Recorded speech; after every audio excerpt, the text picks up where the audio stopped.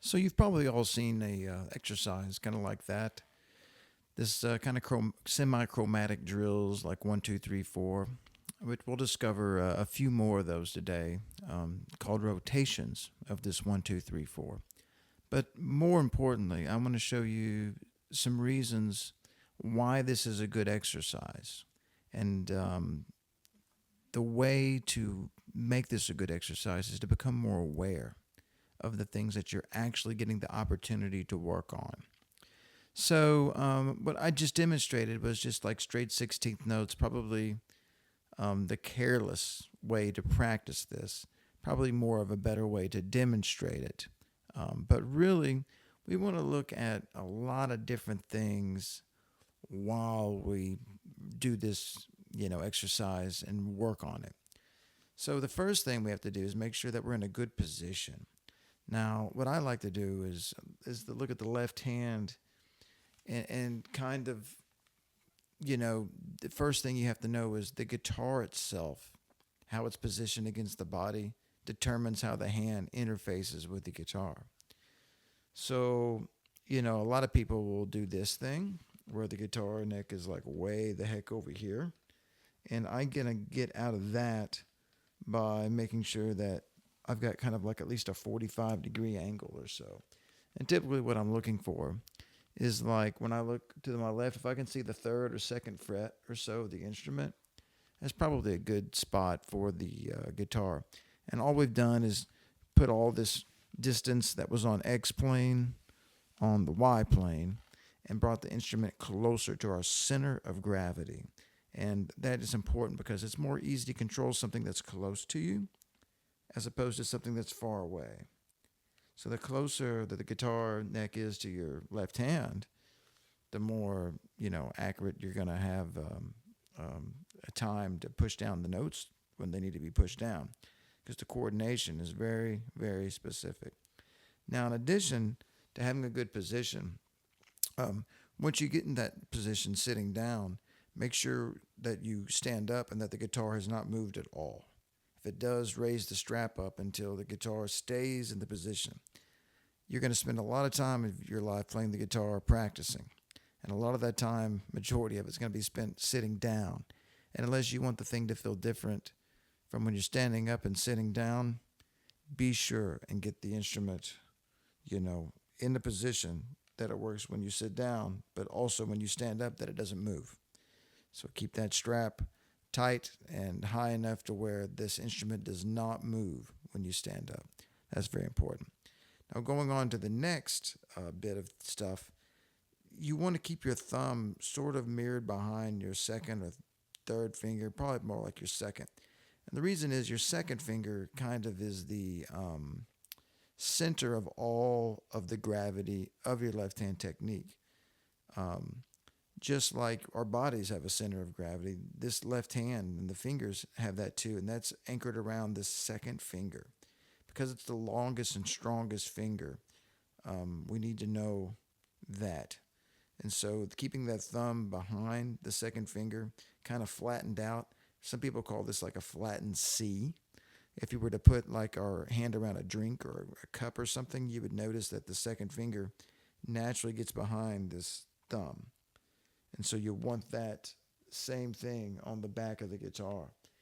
And even as you ascend and descend these strings, what you want is for the thumb to sort of mirror and be able to move behind the guitar.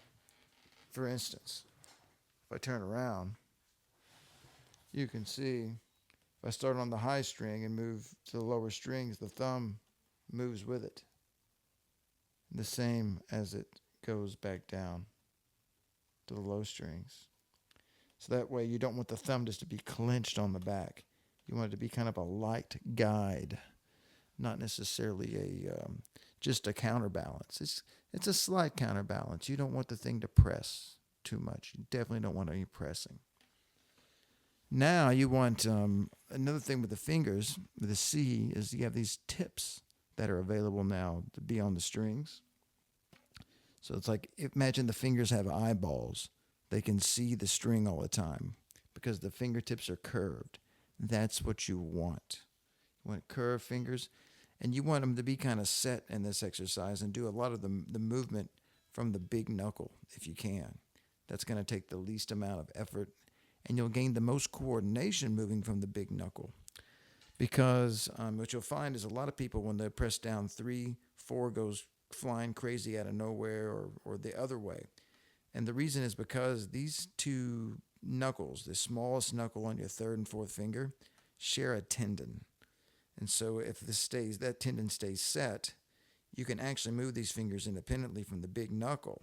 But if you try to move them from the small knuckle, well, they'll just end up mirror imaging each other. So if you move them from the big knuckle or even from the second biggest knuckle, as you explore to find things like pull-offs and hammer-ons and add trills and stuff later down the line, you'll see that your fingers will stay a lot more independent and they will cooperate a lot better. The other thing to notice as you go through this exercise is watching for minimal motion. And so by that is you don't want any excess motion where the fingers are moving away from their targets. You'll find that a lot. So we're going to practice this exercise in a new way so we can identify all these things that we want to keep track of. So the way that we're going to organize this same exercise is it's going to be the same order of the fingers to start, this 1, 2, 3, 4 kind of idea, but we're going to pick each note 3 times. We're going to use alternate picking. So it's going to look sort of like this. I'll play it slow. 1, 2, 3, 4.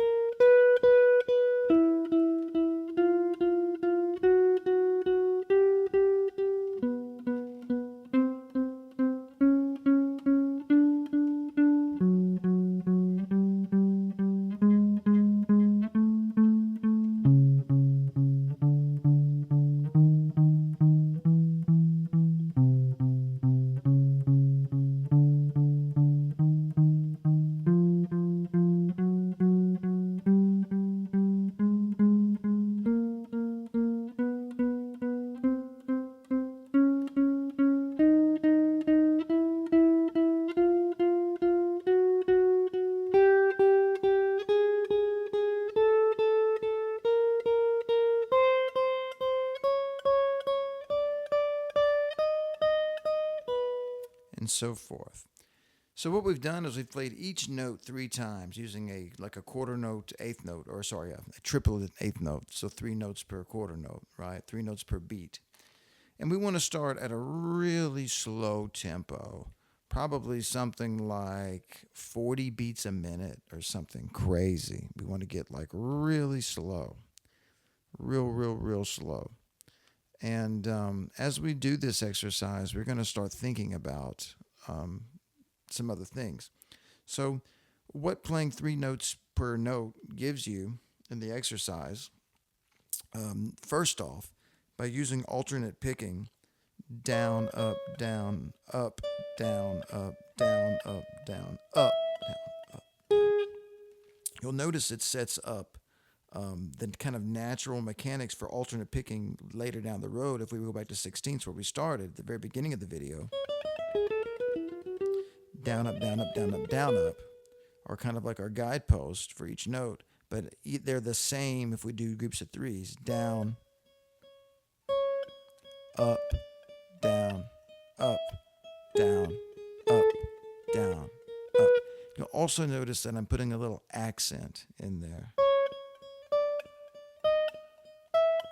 1, 2, 3, 4. Notice I'm accenting the notes on the beat when I change the note. That's kind of going to help get that right hand checkpointed in those down and those up strokes, so that way you don't accidentally do 2 down or 2 ups in a row and get out of sync. That's very important for this exercise. Now, another thing that you want to work on is when you can coordinate just the right movements and the pick strokes, is paying attention to the left hand, especially like the fingers you're not using. And you want to start with the fingers that are just right over the strings. Maybe even you can feel the fingertips lightly touching the strings but not putting any pressure on them. And that's like a good starting position. And then when you get into the exercise, I'm always making sure that my pinky is never getting further away. Once it gets over the new string, I'm just trying to make everything. What you don't want is this, where you press down 2 and this gets further away and that gets further away and you have to move it back. Don't do that. Just keep everything as close as it can. When you get it right, it'll look like each finger has its own independent kind of mind, its own independent motion. Notice if you just follow the first finger, right when it gets done playing, it's already thinking about moving to the next string. Now watch the second finger. When it gets done playing, it's already moving to the next target, and so forth. Third finger.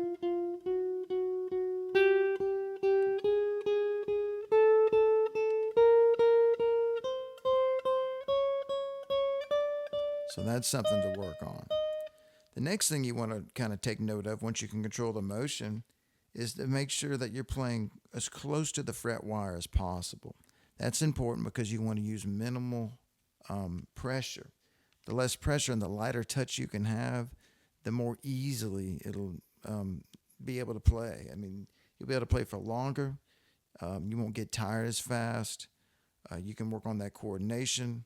Strength is overrated. It's all about finger independence and coordination. Yes, you're going to build strength through repetitions of those things. But the thing is you're not going to build finger independence and coordination just brute forcing everything. If you focus on the coordination and the light touch, the strength will come. But the problem is if you just worry about strength, you'll never develop the coordination and that kind of lighter touch that you need to really play the guitar at the highest level. So that's just kind of a disclaimer, okay? And then the final thing with this is you'll notice that the hardest thing to do on the guitar is to play very legato or smooth where the notes are connected. Not legato as in terms of like hammer-ons and pull-offs. That could be, legato too. But just in terms of like every note essentially touching the next note in the sound. So what you don't want is like little gaps between the different notes. See how that last note kind of got shortchanged? You want to make sure that they're all very even and legato.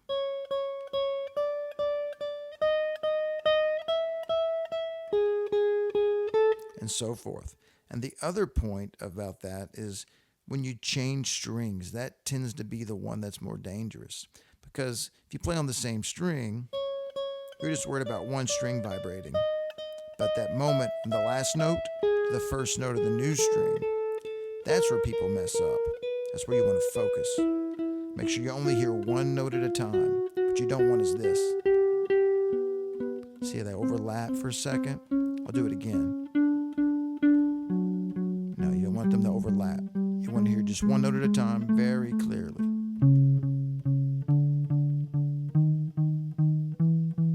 And to do that takes precise coordination between both hands and another little extra detail.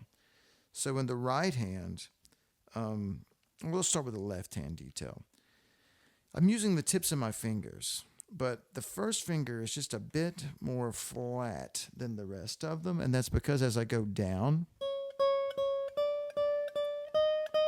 now I'm on the B string, I have just the bit of fat that's underneath the tip of my first finger touching the old E string. That way it doesn't like vibrate and sympathetically with the other strings. Because the problem is a lot of these strings can just kind of vibrate depending what note you play as they draw out the harmonics on each thing.